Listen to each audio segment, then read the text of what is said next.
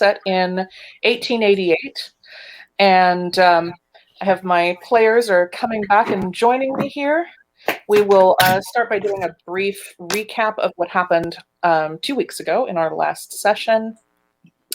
And then we will probably, I suspect my players might want to pick up right where we left off because we had a bit of a cliffhanger at the end of the first episode.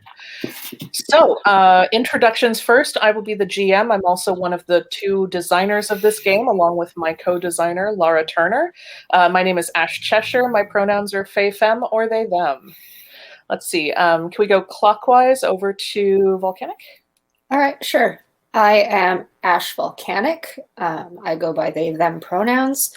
I play the character Reggie Hardy, and he is a Fey changeling. And so he's got some weird things that can happen during the storytelling, and I look forward to exploring those. Yes. I'm Josie Zim, go by Z-Zim, and I'm playing Xandra Wood, a local cop who just wants to do a good job and is also a werewolf. Also a werewolf. Excellent. Thank you. Hello, everyone. My name is Brian Williams. I'm playing Lord Cross, Mr. Terrence Beecham, Viscount Cross. I'm just your average, everyday, upper-crust member of the Ton who happens to have once been bitten by a vampire and maybe bit him back. Excellent. All right. Thank you, my fabulous playtesters. So last time we met our characters, we heard about what brought them all together. Very briefly, the large goal that the 3 of these characters are working towards is to establish an orphanage somewhere in the Spitalfield or Whitechapel-ish areas of London to take care of the orphans, the kids that are most marginalized and vulnerable in those areas. This ties into the individual goals of our different characters, which we will probably learn more about in play. So when we ended yesterday, Josie, do you want to talk a little bit about the scene that happened at the, or actually first, maybe I'll have Volcanic talk about what happened at the sleeper house that you all stalked. You staked it out. There was a witness who Josie's character recognized the scent from a previous case on the case files. Yeah, so basically, Reggie was kind of slept in. So Reggie slept in and didn't really know which room our target was actually sleeping in. Right. So he had to check all the rooms that were in this little hotel. And in doing such, woke up somebody who was there, and they were about ready to clobber Reggie upside the head. But Reggie said, stop or sleep or whatever the command was. And they did. And then Reggie, skedaddled on out of there, found the room and all the stuff that we needed. And then probably, I remember I left the hotel and made it back to the apartments.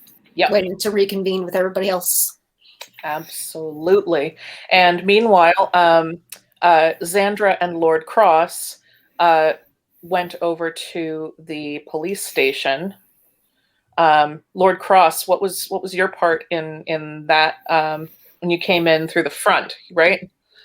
Indeed. Lord Cross came in through the front of the station and did his level best to keep everyone's attention while he described a watch that had gone missing. And demanding that the police address the problem straight away. This kept the attention of the desk sergeant as well as any others who might have been nearby. And I remember that the reporting of the watch going missing was a ruse, but the watch itself is not. Is that correct? It is an actual item that belonged to your father? That is correct. It is an item that belonged to my murdered father. and may have been actually on his person when he was deceased, but was certainly not found on his person when the body was discovered. So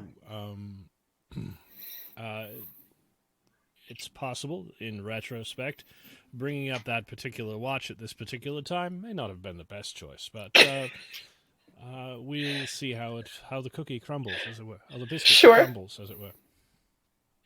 Excellent. And Xandra, tell me about your adventures in back in the employees section of the police station. You went around the back. I mostly slunk around trying to get pick up a trail on the upper class twit that we were following. And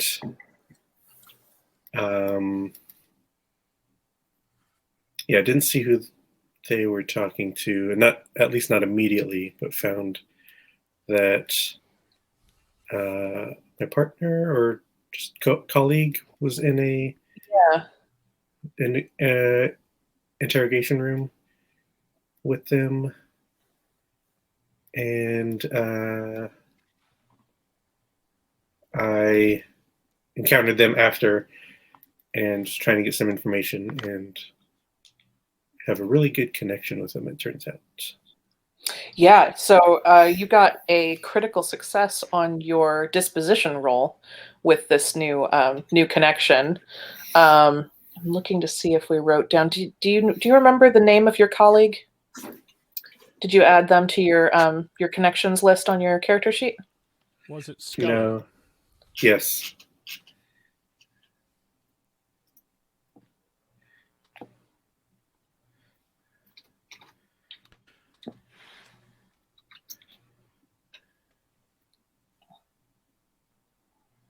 That's the disposition you were referring to. Yeah. Is that +2? Critical? Yeah, because you got a critical success, that'll be a +2. And looking through my notes to see if I wrote down a name. Was it Scully? I think that's right. Scully. Yeah. Scully. Yeah.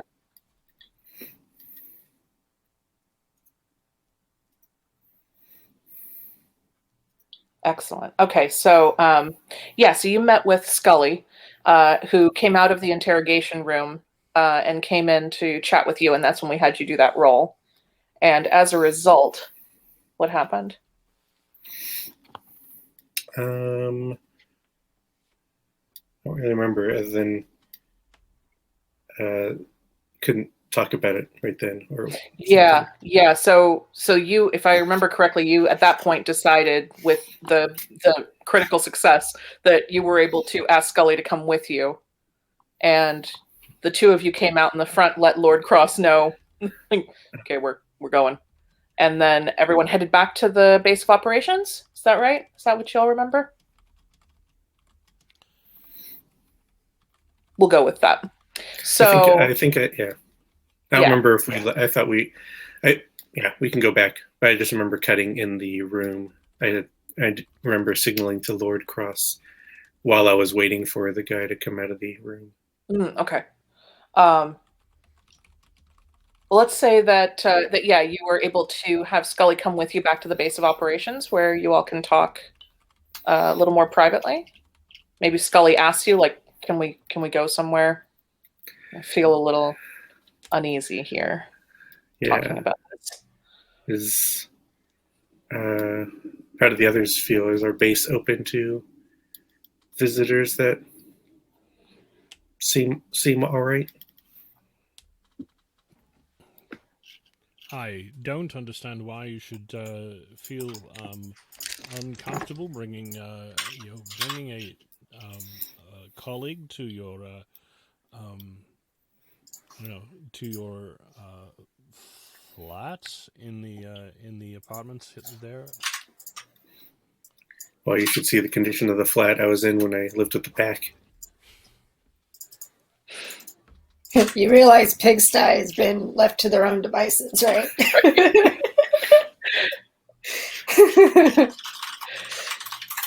No, I'm sure it's fine. All right. So you bring Scully back. Lord Cross Yeah. leaves probably slightly asynchronously to create a veneer of plausible Yeah, he could've- deniability. I Excellent. think he slipped out minutes before. Yeah. Excellent. So, by the time Xandra and Scully arrive back at the little flat, actually, it's probably not so little if Lord Cross has secured it. The butler greets you at the door. Granger, is that right, Lord Cross? Granger, yes. Granger meets you at the door and welcomes you, offers to take your coats, and says, Lord Cross and Mr. Hardy are waiting in the sitting room. Thank you. Shall I bring some tea? Sure. What do you want, Scully? Oh, this is kind. I think it's going to be just a cup of tea would be lovely. Yes, thank you. Some egg and soldiers too, Granger. Very good. Granger heads to the kitchen. And all right, so as you're walking in, Scully leans towards you, Xandra, and says after Granger kind of goes off to the kitchens, Scully leans over and says, "Is it all right to talk openly with these other friends of yours? There's something very unusual about this case, and I'm a little concerned about it, if I'm honest." Yes, we're There's actually. something a little strange about all of us, to be honest. We've been looking into trying to figure out the strangeness around things. All right. I just hope that they don't think I've gone a bit strange. This case doesn't make any sense. You'll be fine. Excellent. All right, so y'all head into the inner part of the flat. We find Lord Cross and Reggie. What are the two of you up to during effectively kind of some not mechanical but more narrative downtime? Yeah, I would say that Reggie's probably squirreled away in a corner, like carving up an apple to like Nice. eat it in pieces, and Totally. being kind of shifty-eyed. But also, you can tell that Reggie's been listening in on the conversation from the other room. Oh, excellent. Yeah. So he's also a little bit excited about that tea coming. There's some tea coming. Maybe there will be biscuits. Biscuits. And Lord Cross, what are you busying yourself with in the flat? I would imagine the Lord Cross is reading. Perhaps the newspapers. Mm-hmm. Excellent. All right, so yes, Scully follows you in, Xandra, and is kind of following your lead. Is really looking to you to introduce, and he's a little bit hesitant. You can tell he's a little bit rattled about this case, and it's unusual that he would ask you to be this circumspect about things.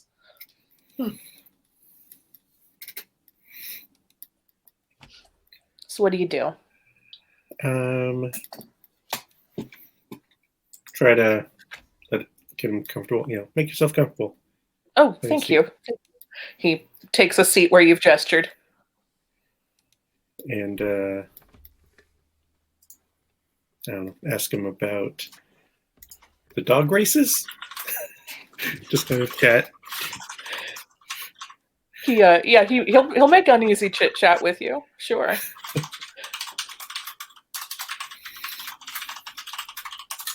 He nods to the other two gentlemen in the room and sort of introduces himself very briefly. And Scully, I work with Wood here.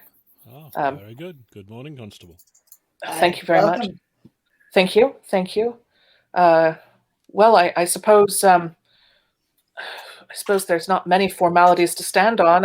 And just as he starts to talk, you hear a very light rap on the door, and he just like, who's that? What's happening? And it's Granger coming in with some tea. And he kind of, I've brought some refreshments. May I set them up on the table here for you? He comes in and lays out very nice, a lovely pot of steeped tea, some little sugar cubes, very simple but very tasteful cups and saucers, and there are indeed some biscuits. Oh, hell yeah. Reggie's going to zoom in on over to those biscuits and just be like, hey, so what's got you all, jittery? Awesome. Cool. So Reggie's like eating biscuits and asking Scully. So so Scully is sort of has timidly taken a cup of tea and has a biscuit that he's kind of absent-mindedly dunking into the tea because he has no manners. And he's looking at the three of you and he sort of sets it down and says, all right, well, I suppose I should. Well, all right. What do you know already? We can start there. You've seen the case file, Wood? Yes. Mm-hmm. All right. So you know about the missing evidence from the file. Yeah. You know that we actually just lost some of the pictures. We found out. You mean these? Oh, I guess he actually wouldn't know about that, but yeah, if he first brought it up, he'll definitely. Oh, you have Wood. I didn't know that you had.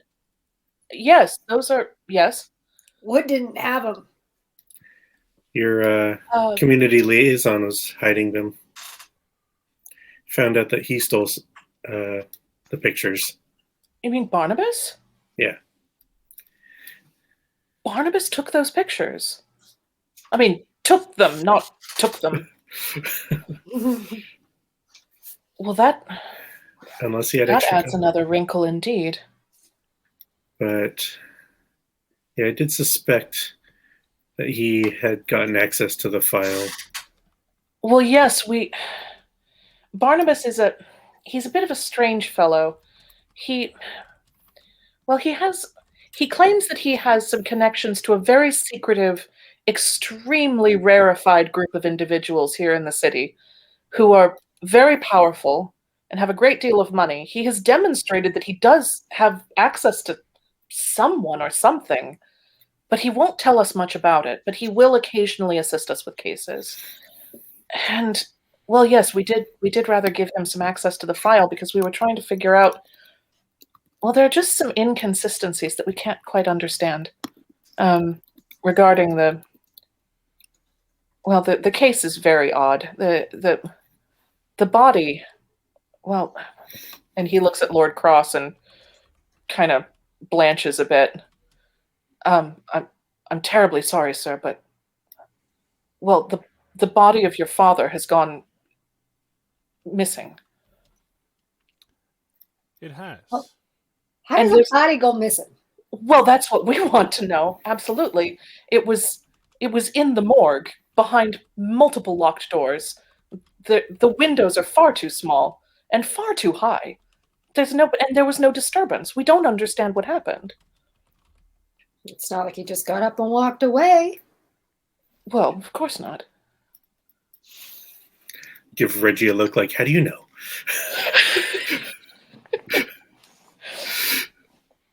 May I see those photos?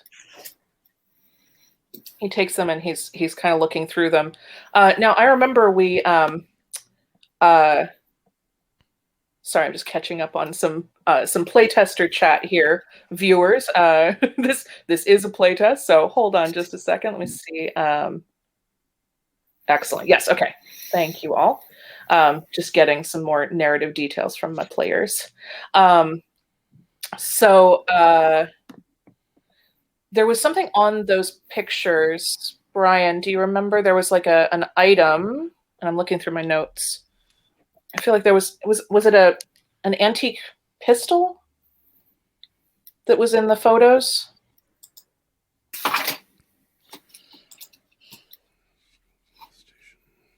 I remember last time we had talked about the pictures. So these pictures that you found that Barnabas had and had hidden in the coffin sleeper, in the little like tiny single Yes, occupancy. Indeed, in that penny sleep. Yeah, penny sleep. That's the word I was looking for. Thank you. Yes, we looked at the stolen photos and found that at the crime scene, the corpse of my father had been holding an antique pistol, one of a brace of pistols that Right. matching pair that belonged to my family. Right. So, and that was not listed among the effects in the file, if I remember correctly. So there was some discrepancy between the photos in the file. That would be the case. Yes. In addition Excellent. to perhaps the watch, but that's still up in the air. Right. Yeah. We have no evidence that the watch was on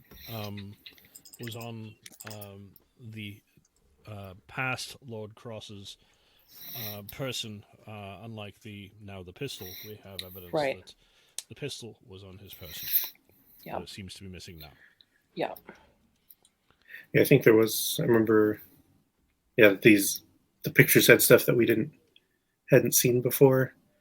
So Xandra thinks that they are the pictures stolen from the file, but only because she thought Barney stole the pictures. Sure. And there could even be more pictures that we don't know where they are. Yeah. Absence of evidence does not mean evidence of absence. Sorry. Anyway. So, okay, great. So Scully's looking at the photos, and it seems like he hasn't really had a chance to see these. So, he also notices the pistol and asks Lord Cross about it a little bit and gets that information from you. And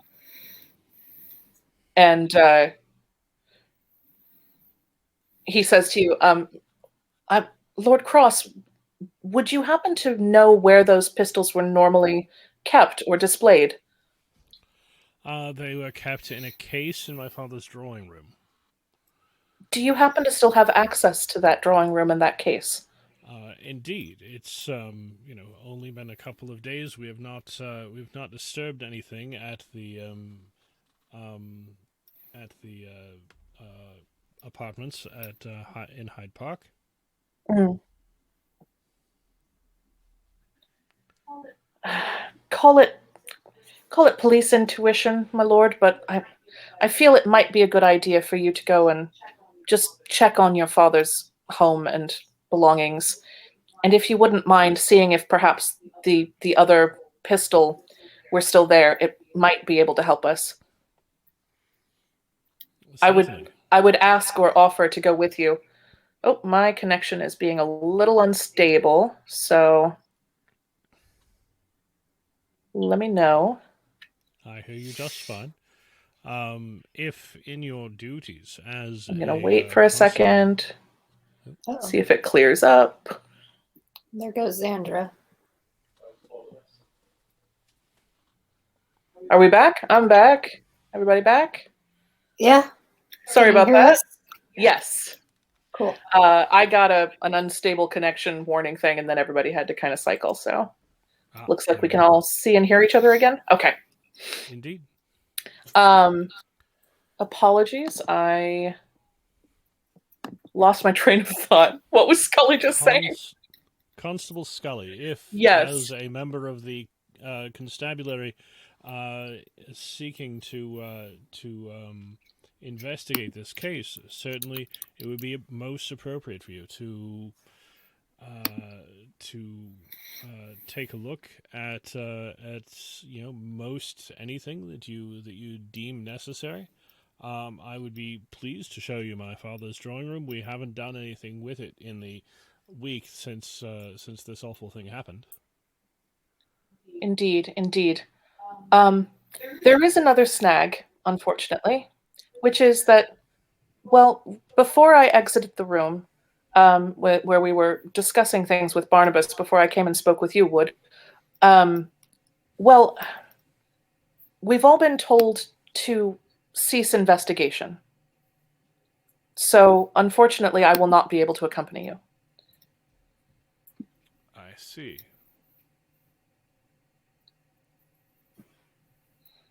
This is part of what disturbs me, I must say. Smells fishier than the docks.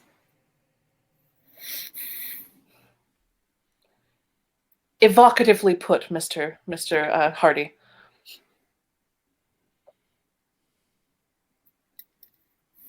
Okay, So so then it's unfortunately- going to be up to us to do the investigation from here because the police are no longer wanting to be involved or are being... Well, we've been told to stop actively investigating outside. The case is allowed to remain open. I will assist you as best I can. I am going to question this because it is so unusual and so strange, but I'm afraid, at least for now, it would probably be best if I didn't accompany you to the manor itself. It's just Very too well. risky. And I'm terribly ashamed to say so, but I fear losing my job. My family needs the support, and I cannot take that sort of a risk, and I'm so sorry. He looks really upset about this. Like he looks at Wood and says, I will do everything and anything I can to help you, but I can't. My kids, I've got, it's close as it is, and Certainly, your livelihood is not something that should be at risk here. Thank you very much for your time, and thank you for telling us about this. I'm glad to know and grateful to know that you and Mr. Wood are still close confidants. In that vein, we'll try to do our best to keep you out of any trouble that we encounter. Yeah, keep your head down, Scully. We need someone on the inside in case I get into trouble. oh, absolutely, Wood. If you need a man in your corner, I'm there. Absolutely. I should probably go. All right. But you know where to find me. I've been put on desk duty, so that's where I am. But anyway, I should go back. Thanks so much for the tea, and the biscuits are lovely.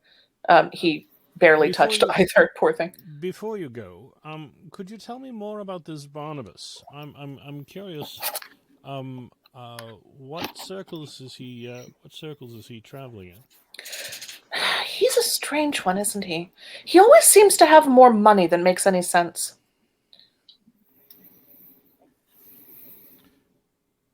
And then he kind of gets sort of a weird kind of look on his face and says, "Oh, that's strange. I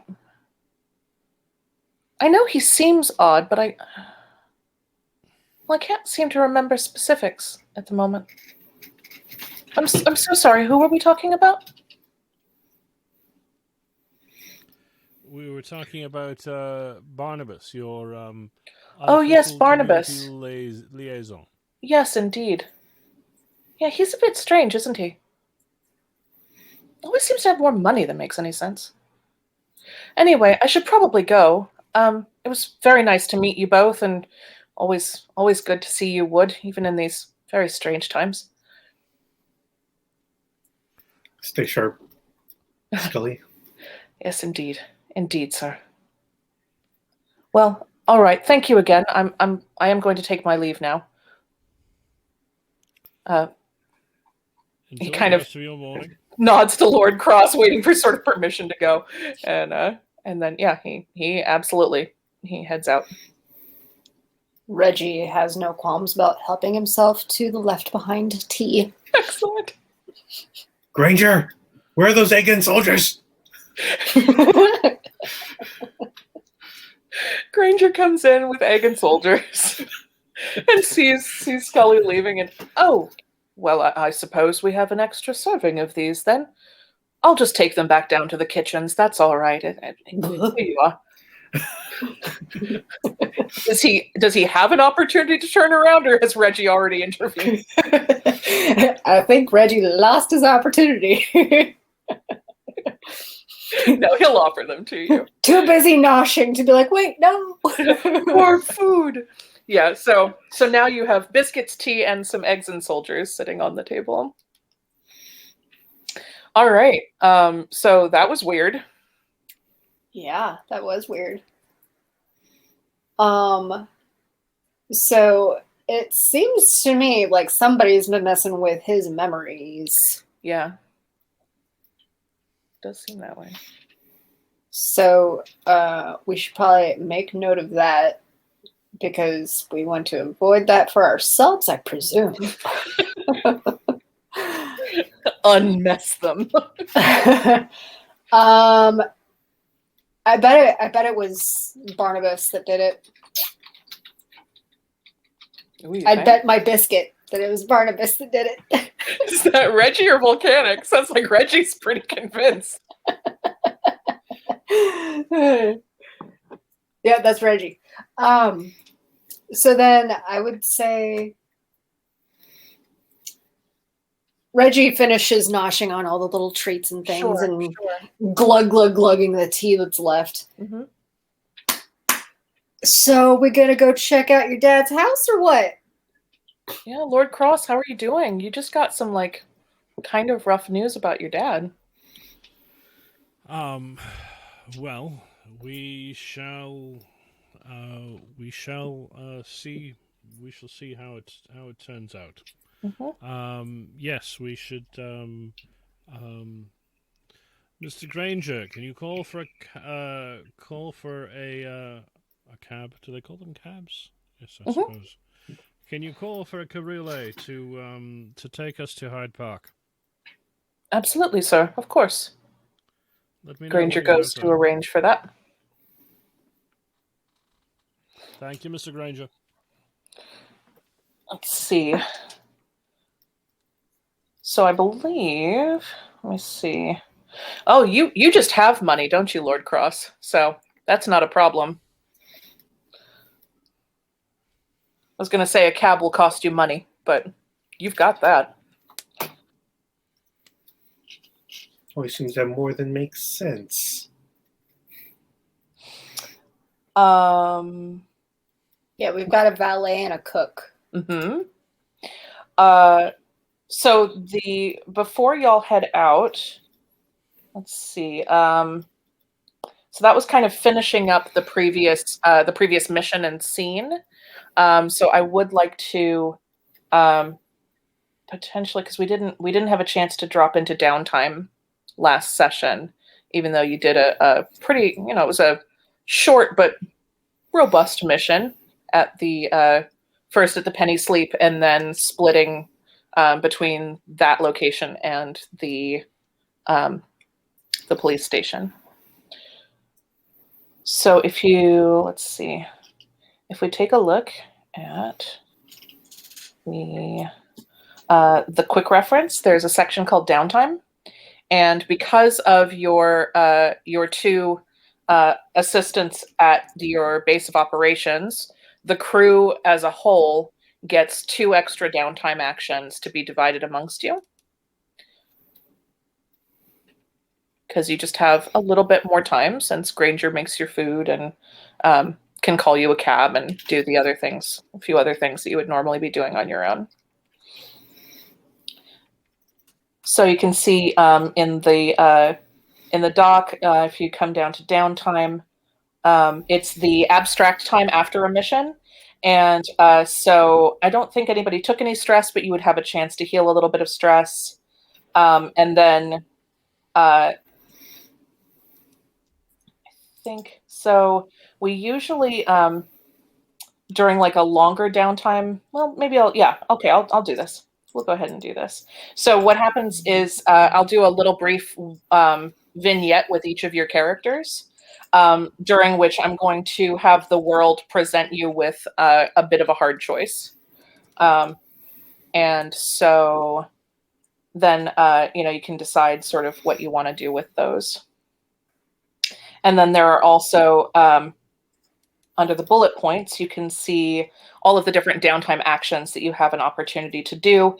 So there's like, if there was anything that came up in that scene that you would like to try to get a little bit more like intel about, or you want to do some additional research on something to, flesh out a piece of the story. If you want to make some money, you can do that. You can also consult with your faction if you want to do that, since all three of you are a little bit unusual in that in the ways that we made your characters, you've actually already established a connection with your factions. So you can already connect with them. We don't have to do a connection, which would normally be sort of the one-on-one vignette, which was what I was kind of going back and forth on whether to do those with you this time. Brian, you look like you have an idea. I do. I wonder if we might just retroactive continuity. Instead of the pistols being at Hyde Park in my father's drawing room, instead it might be in his library or his drawing room, out in the countryside at the actual manor house. Ooh, I like that. That would give us an excuse, as it were, to have more than just time to get a cab for downtime. That sounds great, actually. To go out into the countryside, and that will take at least a day or so. So yes. Absolutely. I like that a lot. Does that sound good to the others? So we're gonna kind of stretch the time between now and heading out to the countryside. We'll make that sort of its own mission. And we'll go ahead and resolve this one. Okay. Cool. So let's see. Does anybody have any downtime moves that they wanted to make?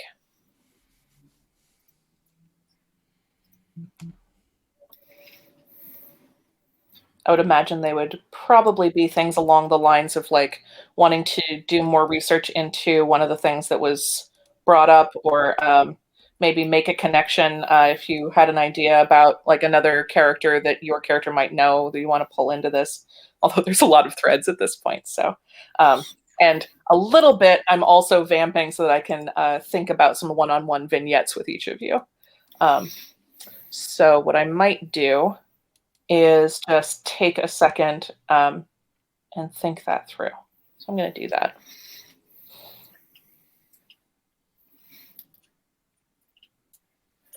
I got a little bit of stress, so I could do some light to heavy exercise. Indulge in your abyssal nature? To burn that off. Sure thing. Should Reggie have any amount of stress from the interaction in the hallway?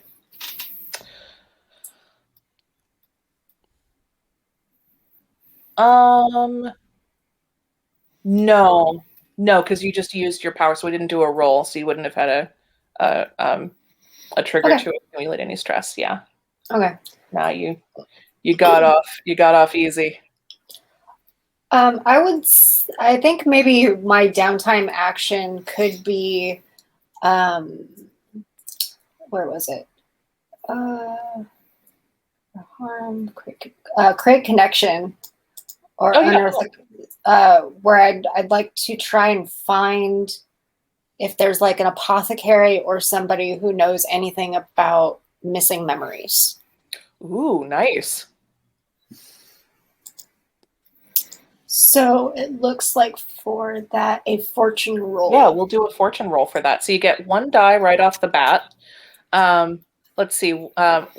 What would give Reggie a boost on this that, like narratively speaking, what's working in your favor that would maybe entice another die out of me?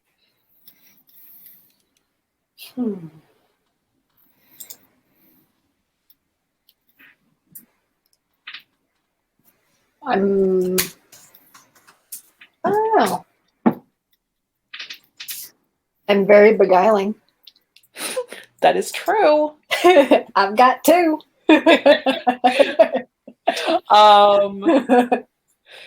Let's see. So we're talking about whether Reggie knows of someone or where to go to find someone who would know about, like, messing with somebody's memory. Yeah, we'll do 2 dice. I'll say because of your really less your beguiling and really more just sort of Reggie. He hangs out with a lot of different kinds of people, so we'll give you a die to acknowledge that you have a pretty broad set of connections. Okay. And it's a D6? Yeah, so 2d6, and let me know what your higher result is. 4. Okay. So that is a mixed success. Or actually, excuse me, that is double check my chart. I think that's right. That's a mixed success. Yeah, mixed result, partial Mixed effects, result, yeah. benefits with consequences. Right. So yeah, you actually remember an apothecary that you totally do know. They're a little mad at you though. Why is that?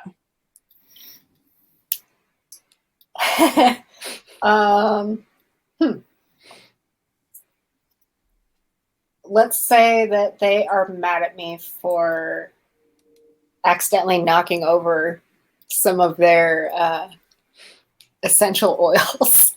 Super expensive ones. Yeah. Yeah. So you might think about what you would need to show up with if they're gonna be willing to talk to you. Just a crap load of peppermint.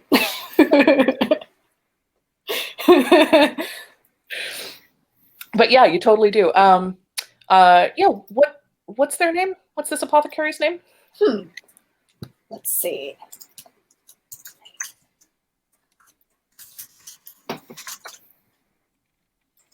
I'm just gonna pick one. Perfect. Their name is Shyla. Shyla? Yeah, Shyla Southern. Okay. So Shyla Southern. And what pronouns shall we use to refer to Shyla? She, her. She, her. Okay, cool. Yeah. So Shyla is, she's an apothecary, works in essential oils, it sounds like, among other things. Where is her shop? Like, how does Reggie kind of know her? Oh, boy. I would say that Reggie has probably known Shyla for some amount of time now. That they're close enough that she's only mad at him for knocking over the essential oils and not like banished him from the store. Although maybe, probably. At least for now, you've been temporarily banished. Yeah, but temporarily banished. It's kind of a thing that y'all do a little bit back and forth. Yeah, like she'll forgive me eventually if I bring her replacement stuff. So yeah, she and I have known each other for a while now, and she expects me to replace some of the destroyed merch or figure out a way to, and or pay her back with, leftover handy money from shearing my sheep. Right. Okay, so if you want to, if you want to spend the money, basically uncheck it on your sheet, or do you have money right now? I don't think so. I think you might not have money yet. So there are 2 free downtime actions if you want to use one of those with the group's agreement to basically, like you were saying, shear your sheep and sell a little bit of the wool to make that money.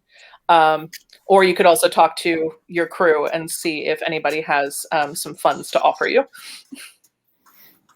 Yeah. Hey, Lord Cross, my buddy Shyla.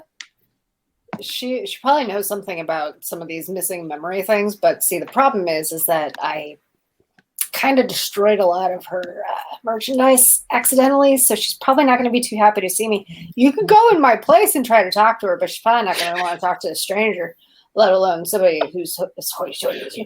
But, if you could maybe loan me a little bit of money so I could pay her back, I can get some information. Will 10 guineas do it? We'll Sure. see. Yeah, we'll find out. Yeah, we'll say yeah. That's a generous amount of money. That's probably an astounding amount of pocket change. He just dropped a lot of money in your hand. Yeah, and Reggie kind of knows, but isn't going to say anything just because, Lord Crossplay has no fucking clue how much money Reggie can get by on. It's an apple, Reggie. What could it cost? $100? Exactly. Approximately that much, yes. Awesome. Gold apple.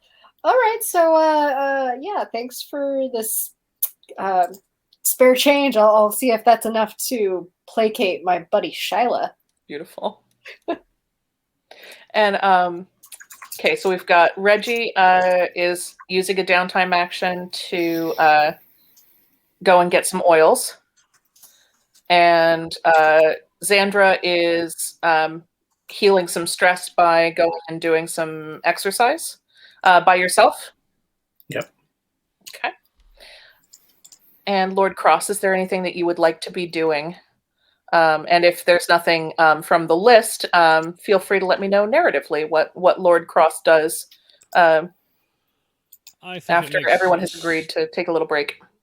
I think it might make sense to acquire an asset. I'd like to, Nice. go into the streets since I've got until morning to before we leave. I'd like to spend some downtime and see if I can learn more about this Barnabas. All right. Okay, so you want to get a useful bit of intel, it sounds like. Indeed. Okay. And so where are you going to do this, and what's your strategy?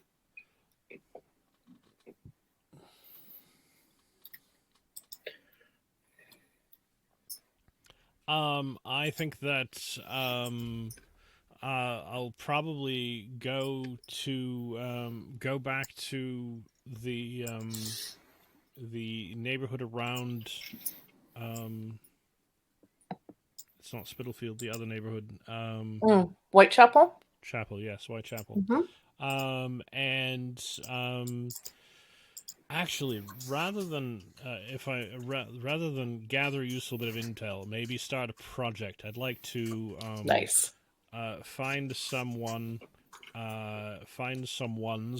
who might be useful, unofficial community liaisons for myself. Maybe a group of people who I could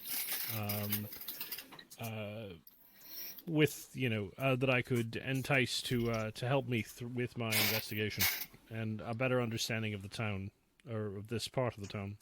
Sure. Okay.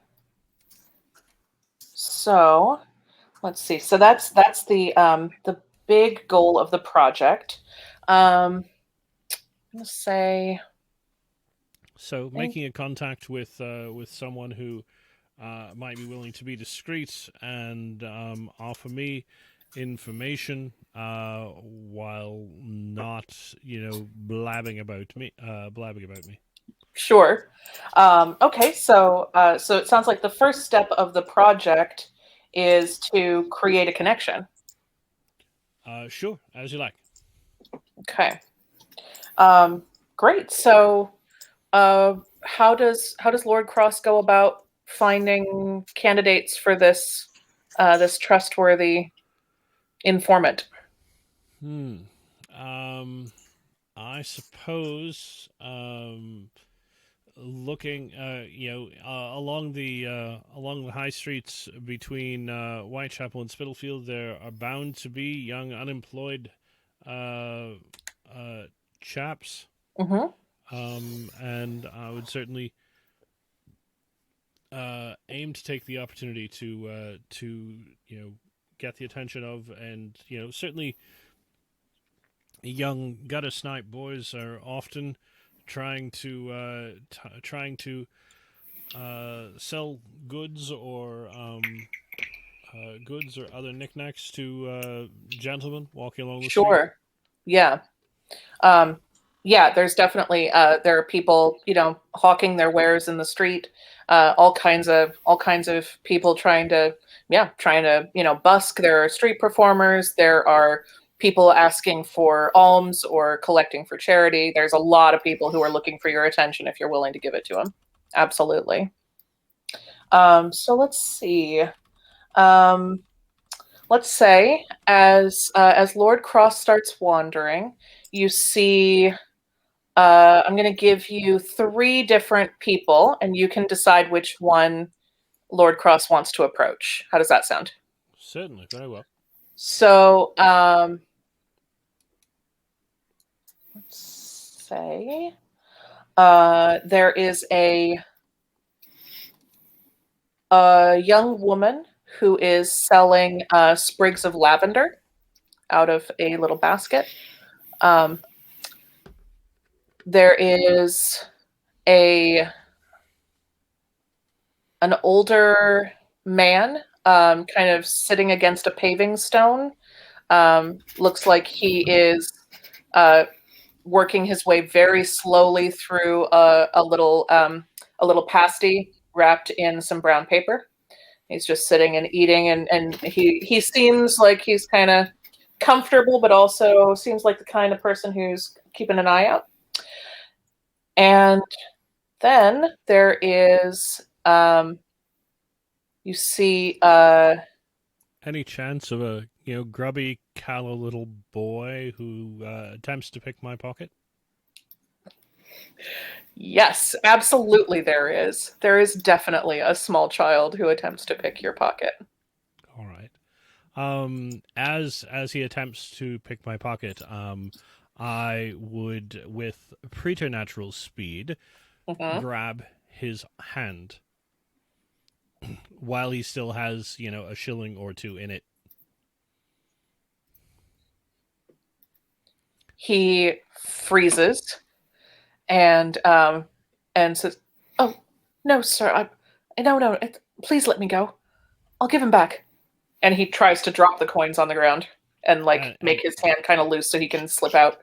My hope is that my grip is actually on his hand so he can't let go. Absolutely, yeah. Not enough to actually hurt him, but enough that he's basically kind of stuck in a vice. He's in the What's your name, boy? They call me Bert, sir. They call you Bert. Who is they? The other gutter snipes. I don't have to tell you where I'm from. I suppose you don't. He's trying to seem brave, but he is terrified. Can you tell me where the station house is for the police in this neighborhood? Police? No, please, sir, please, no. And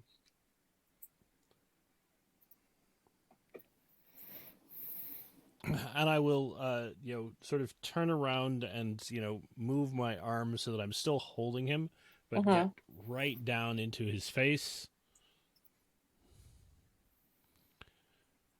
Boy, Bert. Yes, Do you want to keep that money? Not now, sir. No, I've learned my lesson, I promise, and I'll never take any more. Yes, sir, I do. I do want to keep it. There's more where this came from, but I need your help. He seems very confused now. What do you want me to do, sir? there's a man at the Penny Sleep around the corner from, and I can't remember the names of the streets. Sure, yeah. You tell him and he knows what you're talking about. All right. And I will describe him as well as I can possibly describe Barnabas. Mm-hmm. If Bert you seems can- to know who you're talking about, I will say. All right. Without letting him know that you're following him, I'd like to know what he's doing. I would like to know everything there is to know about him. Can you read and write, boy? A little bit. It's my spelling's not great. Find everything there is to find all that you can about him, and bring it to this address.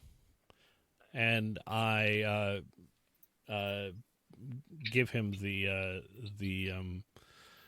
address or the directions to Reggie's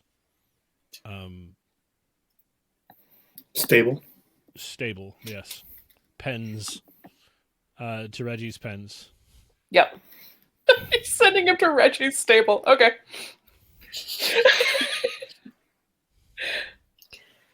And bring that information. And there'll be a half again. What you have there in your hand. Well, let me get this straight, sir. You're saying I get to keep the money I found in your pocket. You're not taking me to the coppers. You want me to be a spy for you. And then if I stick my neck out even further, you'll give me more money after I deliver the goods? Yes, precisely. Sounds good, sir. If you need to, yes, that'll be enough. I don't need that anymore.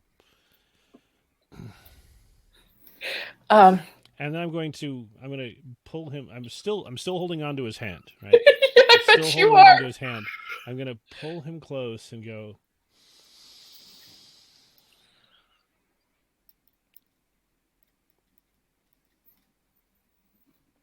And then, if I may, I'd like to. I don't know if it's actually. Let's see here.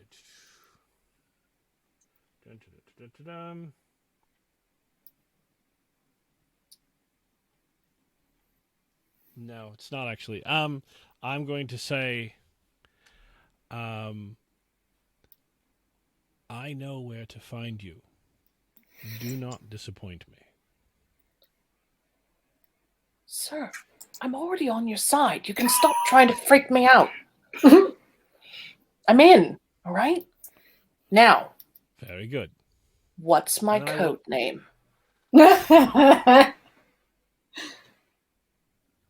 Code name. Well, if we're going to be spies together, sir. God, you'd think this was your first case. I thought you were just going to be one of those horrible men who catches me and beats me up and throws me at the cops. Turns out, you want me to go on some sort of secret mission. Well, what you don't know is you've got Bert on your side now. And now that you're paying me, I'm yours, sir. I am absolutely committed to this case and we're going to solve it, which means we can't have anybody know who we are when we're talking to each other. So, what's my code name? Very well. Tupper. Excellent. I like that. Tupper. Yeah, that'll work. You don't get my name, though. Well, then what's your code name? You can just call me the gentleman. Oh, that's good. That is. This is a regular Sherlock Holmes kind of situation. I like this. This is great. All right, the gentleman. You'll be hearing, well, wherever this is. You think I don't know my addresses? You don't live here. Now, who should I be talking to at this address? Because it's clearly not you.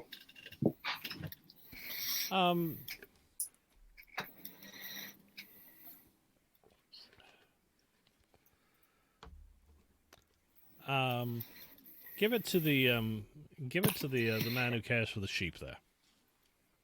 Yeah. All right. All right, sir. You gonna let go of my hand now? Oh yes. Be off. And he is off. He is gone like a shot. And really, if you weren't you probably wouldn't even know which direction he went. So that bodes well. All right, let's take a brief bio break. We're at 1 hour, and come back in 5 or so. Very good. Back in 5. Great. All right. See y'all in a second. Okay.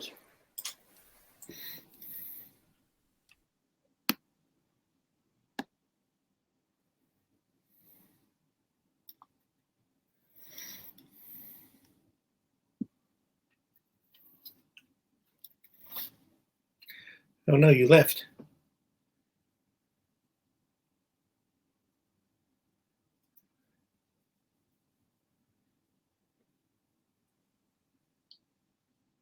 Oh, you're back.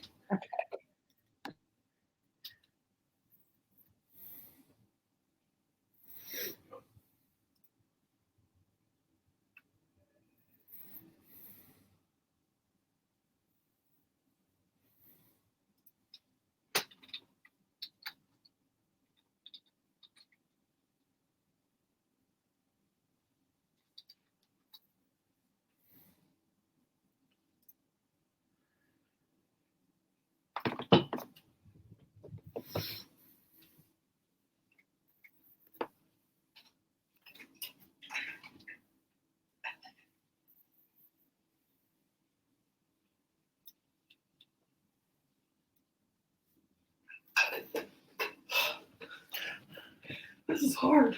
Oh, you're doing great. Thanks.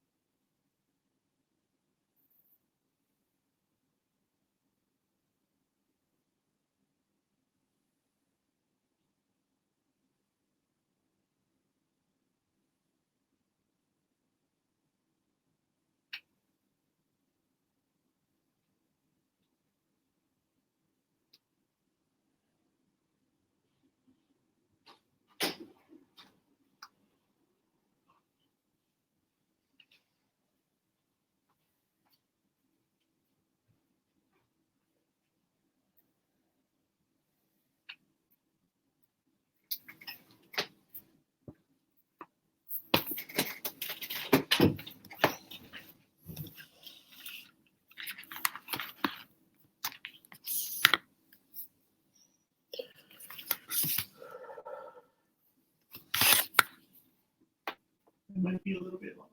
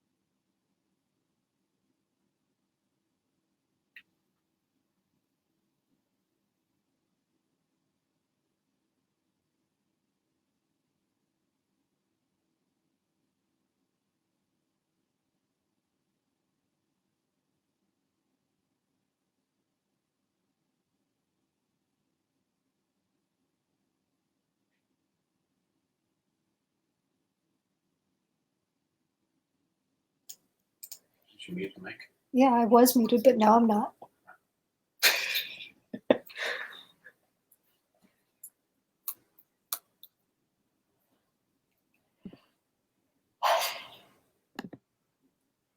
Hello, welcome back. Aloha. So, Josie just needs a little bit of extra time. Something came up, so Z will be out for a little bit. But I actually had a few questions for you, Lord Cross, or Brian, on behalf of Lord Cross. Got it Remind right. me, who sired you? Let me take a look. I remember that it was connected with your new position, right? I don't believe so. Oh, maybe not. I mean, Oh, you just rose. You rose to your position because your father had been holding it, and so it passed to you. That's right. Right. I certainly hope that it is not connected to my new position. He happens to also be a lord. That might be why I thought that. Lord Geoffrey Dorval, Yes. an elder of London. Yeah. What? Tell me a little bit about Lord Dorval. What does Cross know of him so far? Actually, Lord Dorval's a bit of a mystery. He certainly seems to come from an old family, and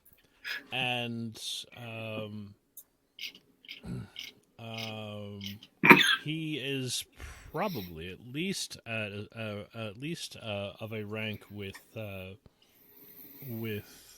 um, crosses with the Beecham family. Mm-hmm. But he does not seem to be part of society, as it were.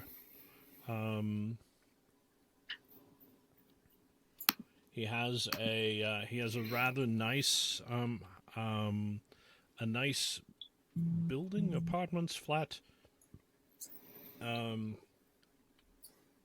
not far from Buckingham. Mm-hmm.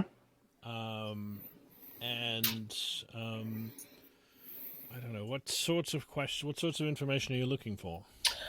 That's very helpful. I just wanted to clarify my understanding about particularly his, and you sort of answered it already, his level of participation in the house and in terms of social. It sounds like you're saying he has the lordship, but he doesn't really exercise it, and he mostly stays at his country estate. Actually, he stays. I suspect that he actually stays in the city. Rather, well, I think he does spend some time at the country estate, but he spends a fair bit of time at the city. But when he's here, he avoids. Avoids is too strong. It doesn't have much in the way of interactions with society. Mm-hmm. What does Lord Cross think about that? It's a little queer. It seems downright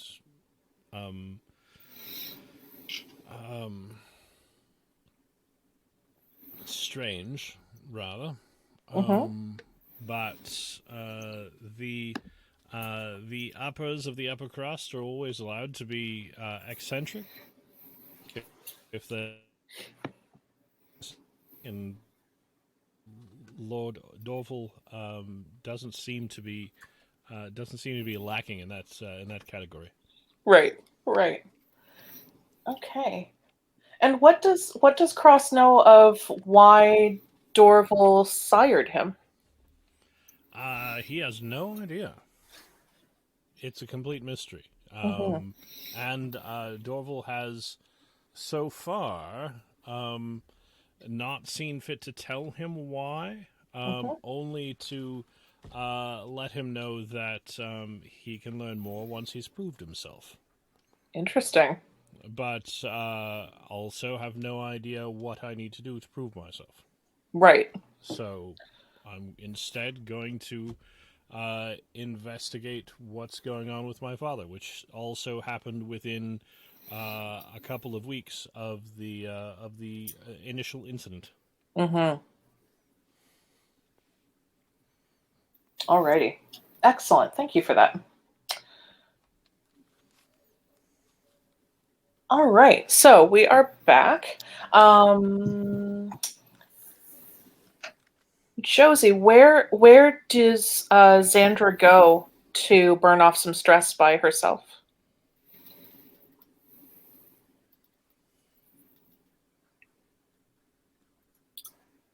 Probably just around, maybe, since we're staying in Finsbury, maybe it's a nearby park or something. Mm-hmm. Maybe along the river. Not sure exactly how close we are to anything nice. Okay. So, yeah, you find there's some park with enough grass and trees that you can get a little bit of. Well, you tell me. How does Xandra exercise to work off the stress while also moving through a central London Victorian park? Trying not to look like she's chasing rabbits or Right. squirrels. Right. But actually, kind of, yes. Yeah. Yeah. Basically running. Oops. Excellent.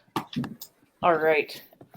And so so you've been doing that for a little bit, and you've burned off. You just want to do one stress? That's what I'm looking for, yeah. That's all Yeah. I have. That's what you get automatically. So that Okay. we'll say that goes ahead and happens. But just as you're kind of cooling down and feeling more yourself, and you kind of, are bringing your awareness back to the rest of the world, and not just sort of, I just gotta run, but not too much run. You notice that some members of your pack, they are in human form, but they are standing at the far edge of the park, and they are watching you. Mm. And they're all just kind of standing there looking at you. As you make exactly that face, how did you know? And you turn, you see that at the other end of the park is Scully. And he's also looking at you. You're supposed to Kinda. go back to work or home or something. Quick, be normal. Be normal! So, you have a Wait, choice so to make. is Xandra in Xandra form or in Xandra dude form? Right? Mm. Yeah, probably just Xandra form. So, Unless... yeah. Scully is looking at you like you've stolen his best friend and partner's uniform. I don't think I'm jogging uniform. Or clothes. Yeah. How much do you resemble yourself under the glamour? Or over the glamour, I guess I should say. That would have been a good question before I gave you this fork. Nothing at all. I mean, probably like the same actor in different makeup. Enough for him to be sort of like, wait, I thought you... Oh. Yeah. But wait, with your hair down, you look like a lady. And now I see the curves of your body. What? I'm so confused. So, who are you going to talk to? Neither, if I can get away with it. I'm going to run away from everyone. You're going to run away from everyone? Yeah. All right. That is a choice you can make.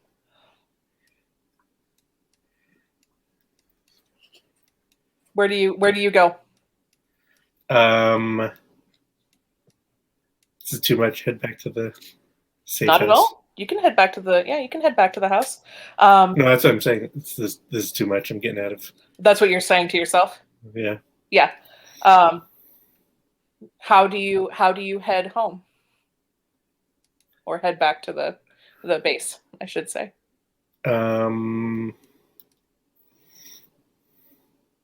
guess once I'm away from them, head directly back. Okay. Are you gonna try to take any evasive maneuvers from either of these?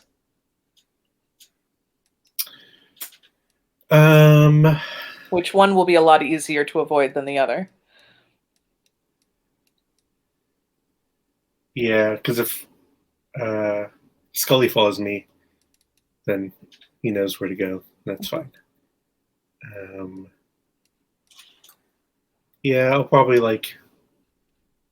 run past the place, make sure that the pack's not following me, and maybe circle the block or Okay. something. Come All back right. in through the alley. All right. I'm going to make a fortune roll to see how that goes, unless you would like to do an action roll for it. Is there any particular action you want to take, or you want to leave it up to the fickle finger of fate? I'm pretty good at creeping. You are pretty good at creeping. So how do you creep?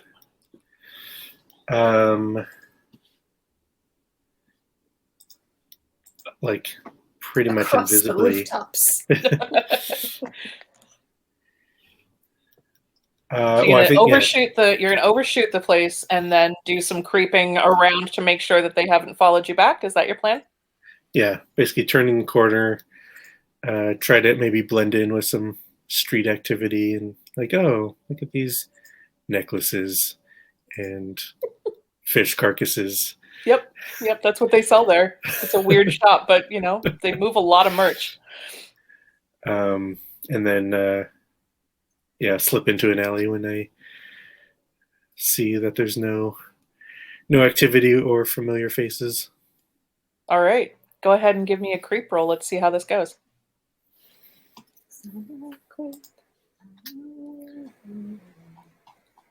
5-4. Okay, a 5. All right. Yeah, as far as you can tell, you were able to give them the slip if they indeed followed you. You don't smell any of them, so you don't think they did, but also, you all know how to kind of sneak around each other if you have to. Mm-hmm. But yeah, you're able to make it back, and you avoid confronting either of these sides of yourself today. Yes. And I'm sure there'll be no narrative consequences for that whatsoever, so that's good. That's good to hear. Oh, there won't. That's- Oh, good. Oh, well, that's good.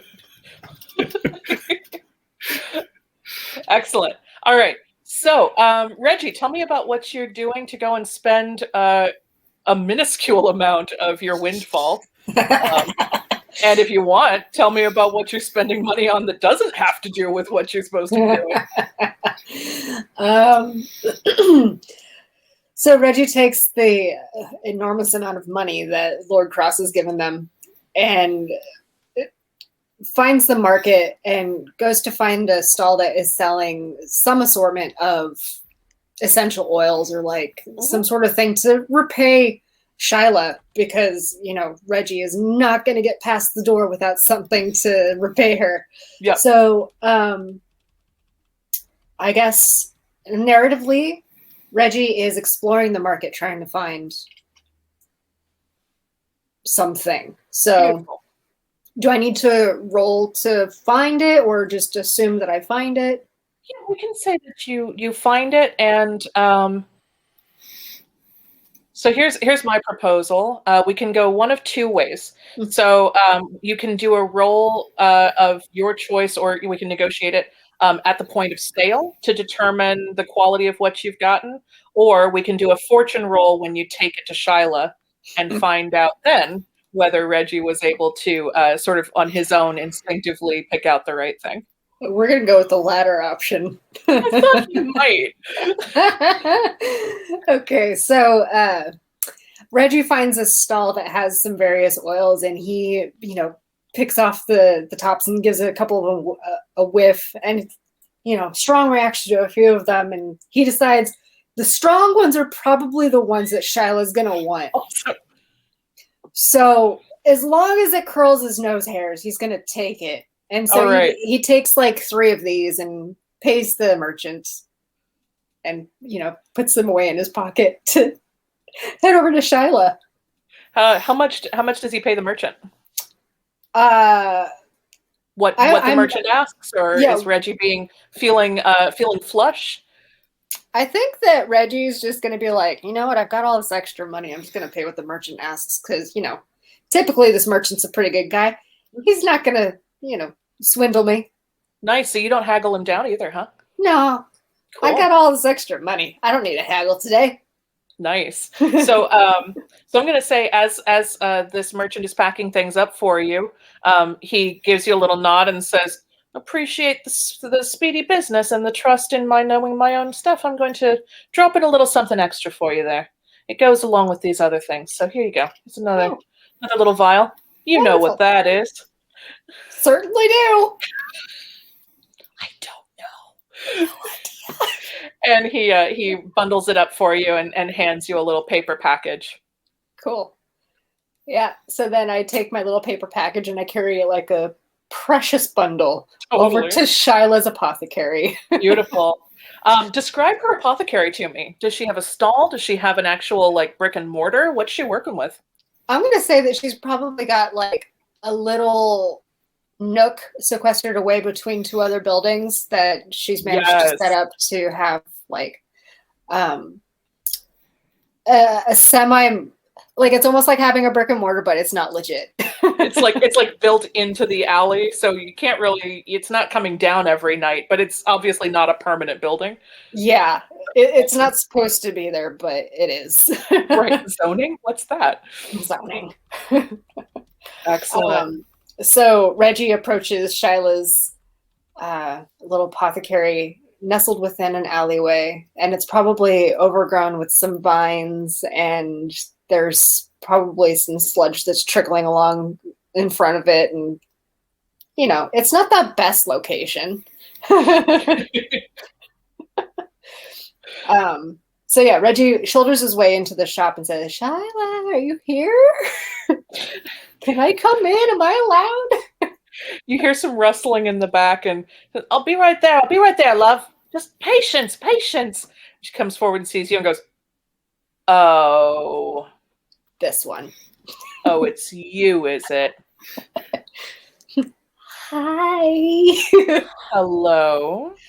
I got a favor to ask. Do you know? Oh, the nerve. Okay. She's smiling and laughing, but she's also like, you show up here asking me for a favor. At this point, Reggie's like hiding the parcel behind his back, like. And empty-handed. Unbelievable. Why would I help you? The last time you were here, you spilled some of my most expensive... Do you know I had ambergris in that vial? You lost me some of the most valuable... Unbelievable. It's just unbelievable what you did. And she's muttering and like... But she's kind of chuckling and watching you and trying to be very huffy, but it looks like she's pretty happy to see you. Who could hate to see Reggie? Really Lord Cross. Yeah, so Reggie kind of stumbles through his words a bit, trying to mutter out how he needs to ask her about some lost memories, and it's all very vague. And then, towards the end of like asking this favor, he's just like, I didn't come empty-handed, of course.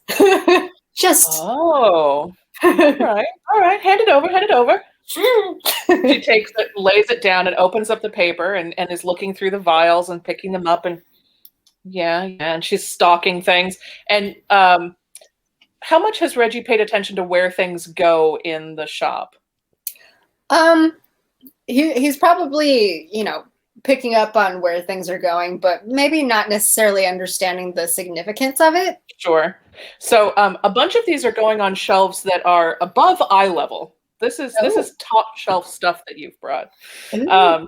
So she's kind of looking through, giving things a little sniff, and then she comes to that last one, and she kind of looks at you and looks at that and says, "What's this then?" Mm. Now, this is what we're going to do a fortune roll for. Let's find out what happened at the other shop. All right, so let's give you one right off the bat. We're going to give you another one for having paid full price with the merchant. Okay. So I'm rolling 2d6. 2d6. Let's see what happens. I got a 6 and a 3. We're taking that 6, absolutely. So she holds it up. She Do looks that, at you. Grace. She takes off and gives it a sniff and looks at you and says, "You pretend you don't know anything. You brought me back my ambergris, didn't you? And my goodness, you got me a lot of it." This goes into her Into her shirt. bosom. Yeah. All right. Yeah, that's not getting stocked anywhere. That's not on her person. She turns and says, "I am at your service, love. What do you need from the apothecary?" One of the, I guess, sergeant or one of the guys that works at the police station, he seems to have had some of his memories erased, and I need to know, is there a way that I can get those memories back? Because it's some really significant stuff, and then he's repeating himself. Oh dear. Well, I'm sorry to say I don't have much that can bring memories back. I can stop him from losing more if he's aged or infirm or hit in the head, but there's no way to recover memories with oils and herbs, love. I've heard. Well, no. Heard what? No, you don't want to be. It's probably. Well, it's not. It's just superstition. There's nothing. Well, sometimes you hear about people saying that they've found some sort of magic something in the world, but does the apothecary know anything about Reggie's background? She probably senses that something's a little bit off and weird about him because look around. Yeah, he's kind of a weird one. Yeah. But they've known each other for a few years, and while she has aged naturally, he obviously still hasn't been. Yeah. And still looks kind of young, and yeah, she's just like, why? Why do you always smell so weird?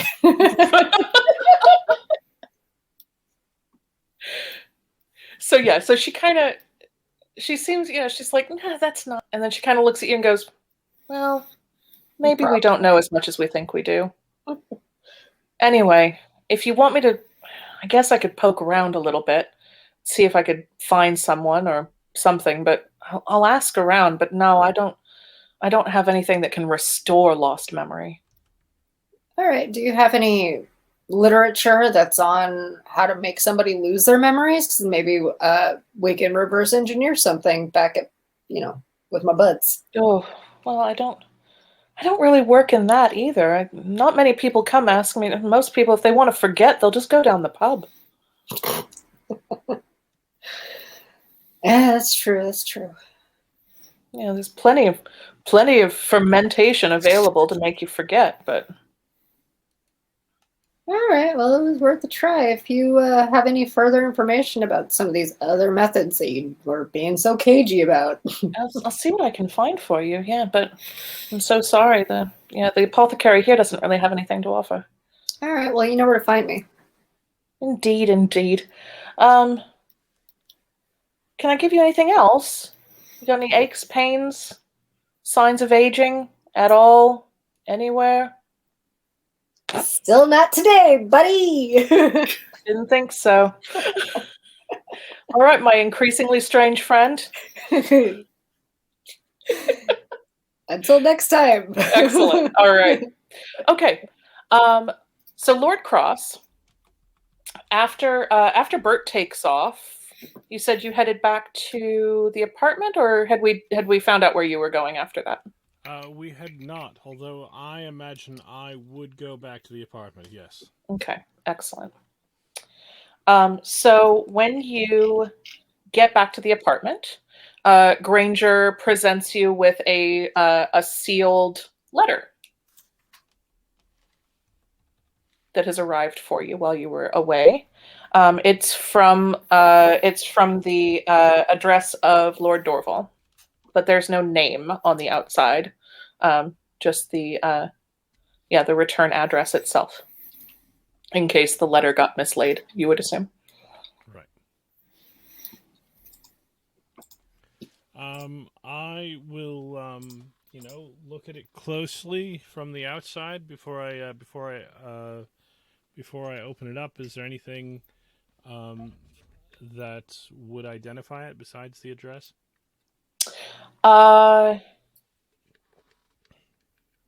What sort of thing are you looking for? I'm not sure. I was just checking to see if there's anything unusual. No, it is typewritten instead of handwritten. But that's not particularly unusual. It's just a little formal, maybe. Is it typewritten? Yeah. Then I will take it into my study and open it up and look inside. All right. So inside, you find a brief note from Lord Dorval. It appears to be there's a personal note, and then there is looks like an invitation, like a more matching the typewritten of the big envelope. There's a handwritten note from Lord Dorval, and then there is a more formal invitation that is inviting you to his estate, his country estate, for a dinner. I see. When is the invitation? It is. He wouldn't send it out without a little bit of notice. It is, let's say, sometime in the following week. All right, very well. Then there's plenty of time to go out to Chichester and return. Absolutely, and in the handwritten note, he lets you know that he expects you to attend, to do what you have to do to clear any other pre-existing commitments that you might have had, and that he expects that this will prove a rather important evening. And there seems to be a bit of heavy hand on the word prove. Very well. I shall jot off a note saying, Lord Dorval, I very much look forward to attending your soiree next week, and if there's anything that you should need before then, you have but to command. Excellent. Alrighty. So that will conclude our downtime for now. So I think we have enough time. If y'all would like to, we can at least get started on the Chichester mission. Very well. So we will kind of fade out, fade back into all three of you back together again, probably back at the base of operations. Does that sound right? Everybody's kind of regathered. You've had a chance to, off screen kind of share details very briefly. What of your various discoveries do you share with each other? Anything, Reggie? Anything you report back to the crew about your findings?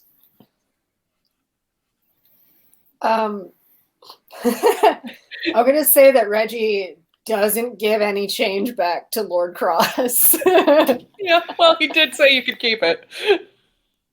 And then Reggie informs them both that the apothecary turned up no leads on anything having to do with memory wiping, but she seemed super weird about some other stuff, so she's probably gonna have some information about something later on. Yeah. Maybe somebody else can get some info out of her. I'm gonna start a little progress clock for her. How long until we break Shyla?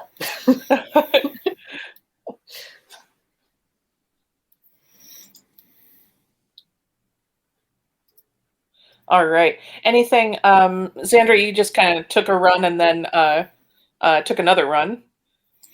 Yep. Not telling anyone anything. You're not reporting back about that? Okay.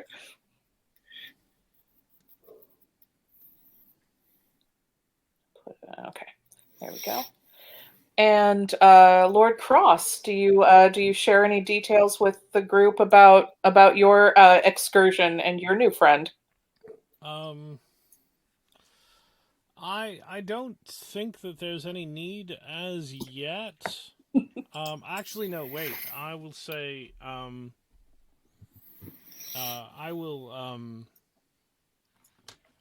produce a handkerchief that I pulled. A quick sort of flashback to after I have after the boy runs off and vanishes. I pull a fresh, clean handkerchief from my pocket and I carefully, basically, rub the handkerchief all over my hand. Mm-hmm. And it, sort of looks like I'm cleaning it, but then I fold the handkerchief very carefully and put it back in my pocket, so that later when I have the opportunity to see Constable Wood, I pull the handkerchief out and I say, "Here, smell this." Yes. Does this handkerchief smell funny to you? Is there anything familiar about this? This here?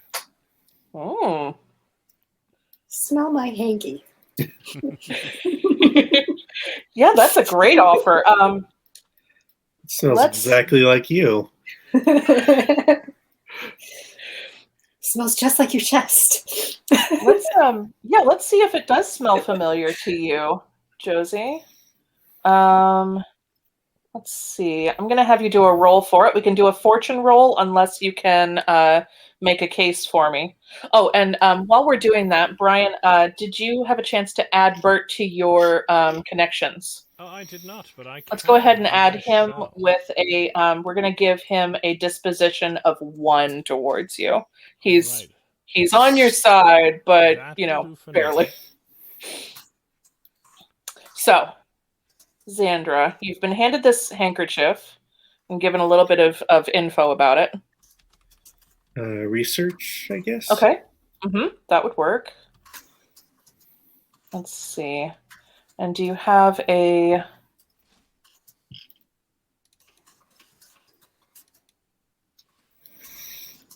And I'm gonna give you actually a bonus because of your Bloodhound ability. Because even though we're not using your Bloodhound ability for this, which is more about tracking, it does indicate that you have a particularly good memory and ability to track scents. So I'll say that gives you a bonus. So I'm going to give you, I'm going to give you an extra die for that, actually. Okay. I was going to guess 10, but one's fine. Yeah, I think 1 seems pretty fair. Okay, 1. No, that's fine. Not very good. 3 and a 2. Ooh, okay. You would be loath to tell him this, but it does smell exactly like him because his cologne has kind of overpowered any other smell on here. You smell, dirty kid, but there's not enough. You also just smell way too much upper class twit. So you can decide how you report that back, but basically you just got a snoot full of very nice but very overpowering cologne. Not to say that he's overpowering to normal noses, but to yours, yeah. Your cologne costs way too much.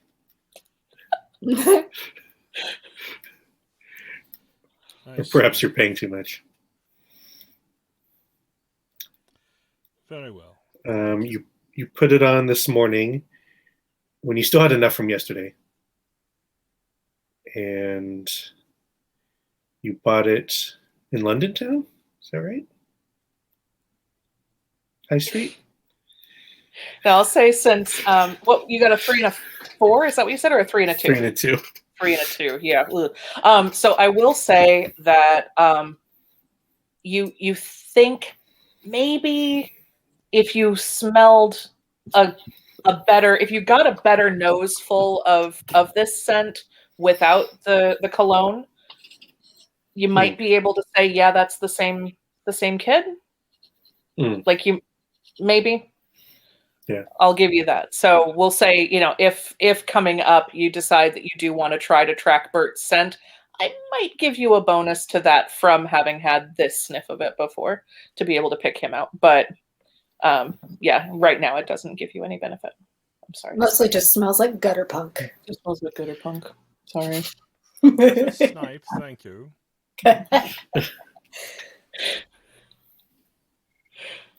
Excellent. Alrighty. So we can go over to our running a mission and just pull it up on my phone. All right, so y'all want to go to Lord Cross Senior's country estate in Chichester? Chichester? Yes, indeed. Yeah, I want to go to Chitty Chitty Bang Bang. Yeah, it's time to head out to Chitty Chitty Bang Bang Town.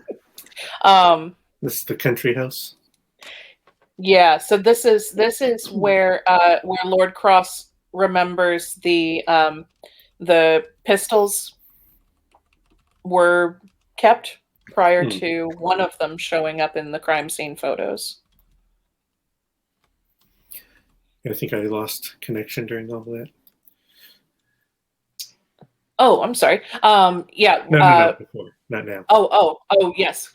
Gotcha. Alrighty. So, just a second. Get down to. Alrighty. So the first thing we're going to do is you each have your small inventory list on your playbooks, and then there is also the city inventory, and you get to choose one item off of your inventory list and one off of the city list at any point. You do not have to choose them right now. So I'm just reminding you of that you have those at your disposal during the mission. You'll get one from your playbook and one from the London playbook. And so if there are free items that are listed on your playbook, you are assumed to have all of those available free to hand.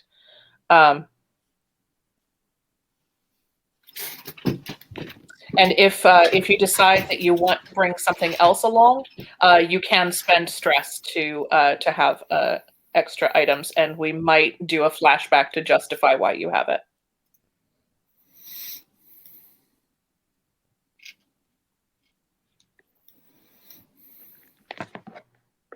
All right. How long has it been since you've been to the manor, Lord Cross?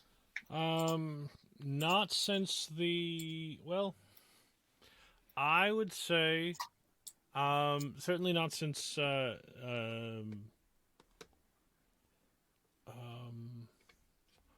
seeing as how it's only been, what, a week, right? Since, sure. Yeah, we can say that since your father died. So certainly not since well before that. Maybe in the spring. So I may well have also sent ahead, letting them know that I was coming. Okay. Who still remains at the manor? Just a small what's the word I'm looking for? It's like a house staff, or a small staff of 7 or 8 people max. Okay. Was that number reduced when he died? Was there a larger number there? And is everyone still there? I would say it's only been a week, so I would imagine that everyone's still there. Although I have Yeah, no doubt that short they're all term, right? concerned about keeping their jobs. Yeah.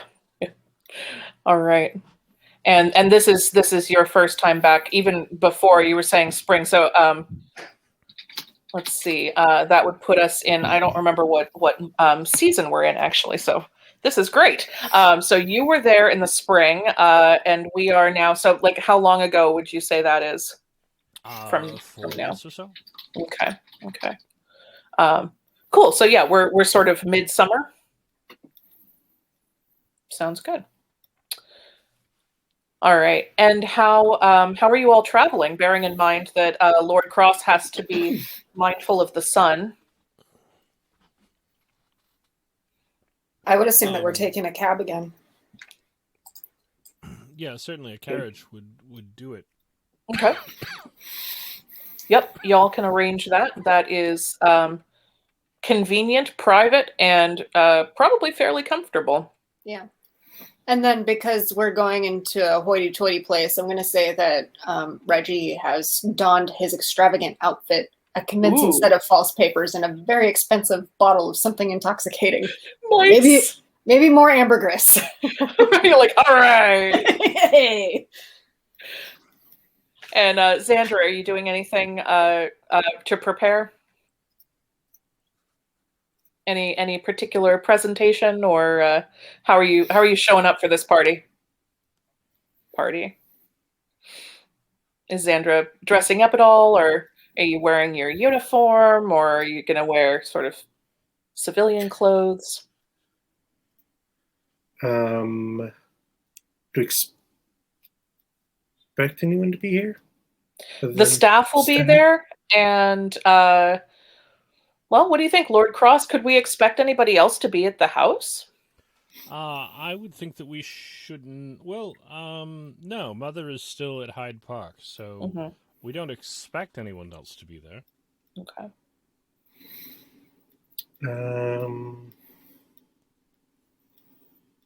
Are you going in your professional capacity, or yeah? How much is Wood thinking of this as still a case that's being professionally solved? Well, based on the talk with Scully, I don't think it's being professionally solved at all. So it probably wouldn't make sense to wear your uniform because you're not going to be operating in an official capacity. Okay. Yeah. Excellent. That's normal why clothes I wanted for to know. her. Excellent. Which is probably still unusual, pants and not a dress. Yeah. A lady in pants? Yeah. How dare you? Get arrested. Excellent. All right. So I'm going to say, since you're hiring a private carriage, and I assume that Lord Cross is kind of taking point on that, probably through Granger, that we're gonna do the engagement roll at the arrival at the manor, and not before, because we'll say the trip there, y'all are okay. There's nothing that's going to impede you there. So every road trip starts off awesome. Oh, I just noticed very quickly that Brian did some quick calculation on how much money Lord Cross casually dropped into Reggie's hands, and it's like almost 1,500 modern dollars. So that's amazing. That's very funny. Oops. So that's okay. We'll say, well, Well, I'll let you decide. Is that the kind of thing that Lord Cross might do, either kind of on the sly of like, yeah, you could probably use this, or shall we retcon it and take a 0 off the end of that, which still makes it extravagant and allows all the things that happened to happen? I think that it's an opportunity for Mr. Hardy to show his worth. Oh, it's a test.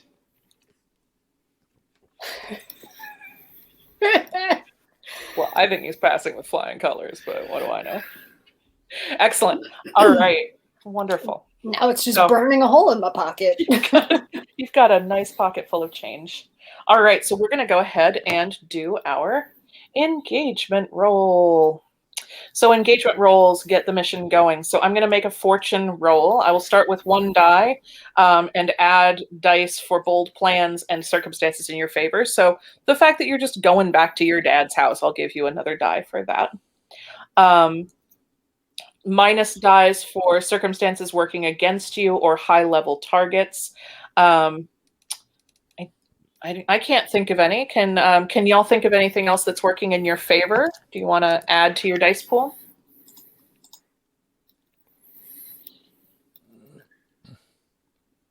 I think the fact that I sent ahead and perhaps offered some specific instructions about what I would need when I arrived, that perhaps could add a die in our favor. I agree. What were those instructions? Make it hard for me. I think that the instructions are that Lord Cross and 2 guests will be arriving tomorrow. It's not a very long drive out to Chichester from London. Actually, I suppose I should double check that. Anyway, we'll be arriving on X day, and that he looks forward to seeing seeing the grounds in the house for the first time as Lord Cross. Yeah. All right. Wonderful. So we're gonna. Please make sure that nothing inside the house is disturbed. Mm-hmm. All right. So I'm gonna do our engagement roll. We have a 4, a 6, and a 1. Hooray! So we go ahead and take that 6. Thank goodness. This is very good. That is a absolute success. So you roll up in your carriage, and the staff is already standing there. They, your time was about right, and of course they've been ready all day. So as soon as they saw you coming up, the staff was all summoned, and so everybody is lined up. We've all seen this scene where the carriage pulls up in front of the manor, up the large, beautiful drive. What is the front of the manor like, Lord Cross? Is this where you grew up? This is where young Terrence grew up. Let's see here. Yeah, about 80 miles. This is where young Terrence grew up. I imagine, actually, we might have, rather than taking a cab, we might have actually taken the train down to Portsmouth and then taken a cab from there. Anyway.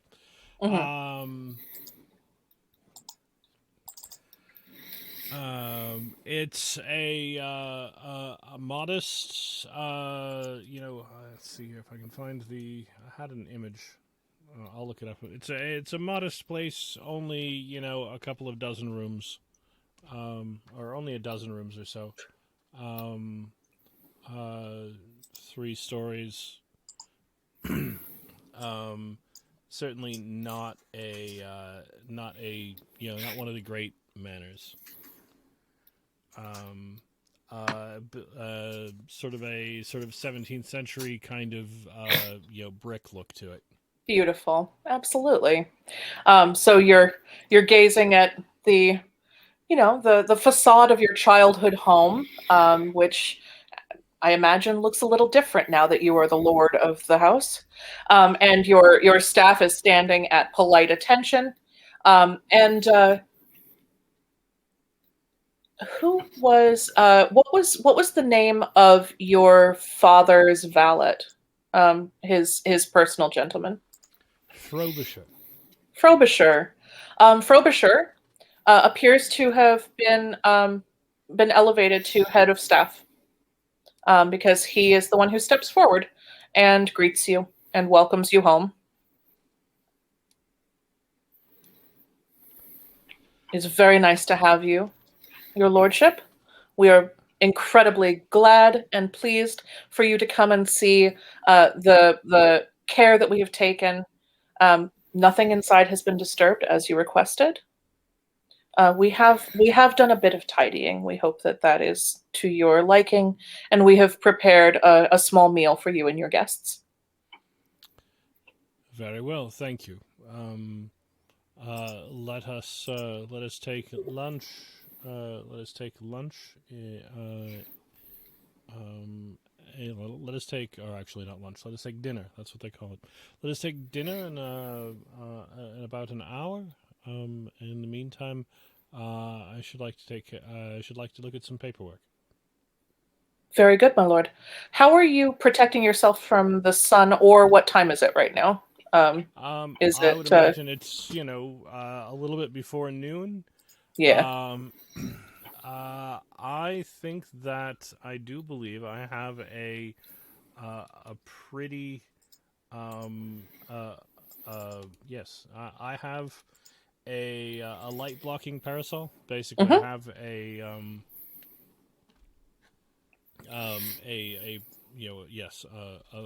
pretty fine dark parasol that provides pretty useful shade to my face and my hands. Excellent.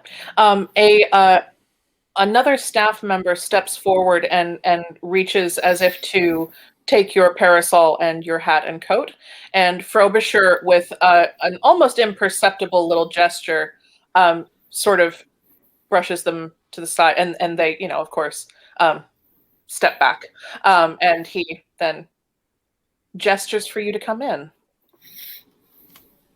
Indeed. The staff nods to the other two, and you are also welcomed inside. I'm going and greeting him by name. Oh, Frobisher, good to meet you. Shake hand. And you are Miss Tomlinson. Good to meet you. Nice. Yeah, they're introducing themselves when you ask, and seem a little bemused, but they are polite, and they respond to you, and if you offer your hand, some of them offer one in return. Some of them just kind of seem sort of they kind of but will eventually kind of like touch your hand or nod or acknowledge you. Yeah. Like Reggie 6 1 in. I'm like, apologies if I forget some of your names. It's a lot to take in all at once. That's amazing. Okay. Reggie follows suit because he doesn't know any better. He's like, introduce myself to all of the staff, but that's also marvelous. Being super cartoony about bowing. Amazing. Yeah, they are well, you got a 6. They're charmed by both of you. They really are. They're being very polite, but you can tell that this is charming. Yeah. And this charming scene is all taking place as Cross basically sweeps into the house, or up the stairs into the house, leaving them behind to do the kind of awkward kind of dance of manners. Absolutely. The dance of manners that he has no time for. That's right. Excellent. Now, we are at 9:00. So as you go into your study, is that where you're headed, or your father's study? My father's would imagine. Study, yes. Yeah. Okay. So as you come Your into your study father's now. study.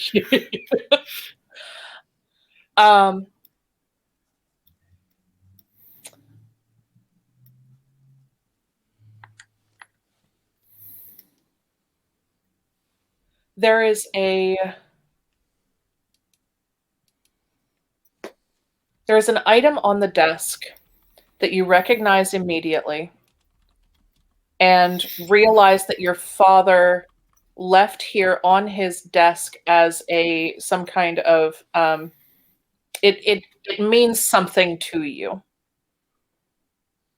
There's something on his desk that seems like it was left here. Maybe you feel like there's something important about it. What is on his desk? On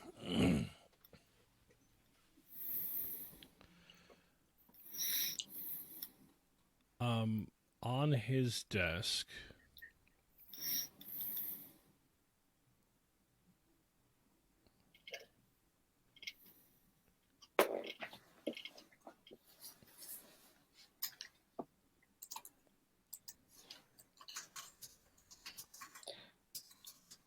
And if you would like to ask your other players for ideas, you're welcome to.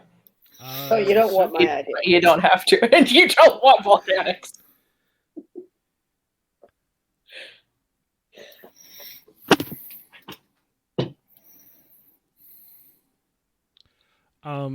On the desk is a box, a box that that belonged to Cross's grandfather. A box that has a lock on it. A box that does not have a key. I love it. All right. So, as the episode fades and the credits start to roll, we're seeing Reggie and Xandra just charming the pinafores off of these staff members, absolutely delighting them. They still have the dress on underneath. It's just the pinny. And Lord Cross has just encountered the locked box of his grandfather, the box that has no key. Wait, so is it a box that has a keyhole? Or is it a box that's a puzzle box that has no keyhole? There is a keyhole. The key is missing. Excellent. All right. So it's not a Hellraiser box. Got it. We have such wonders to show you. Such wonders. They're lithographs. All right. Thank you so much. Thank you to our viewer, stalwart viewer. And thanks to my delightful playtesters. This has been Brian Williams, Josie Zim, Ash Volcanic. I am Ash Cheshire. Thanking you all so much for joining us. And we will catch you next time. Thank you, everyone. Bye. Bye, everybody.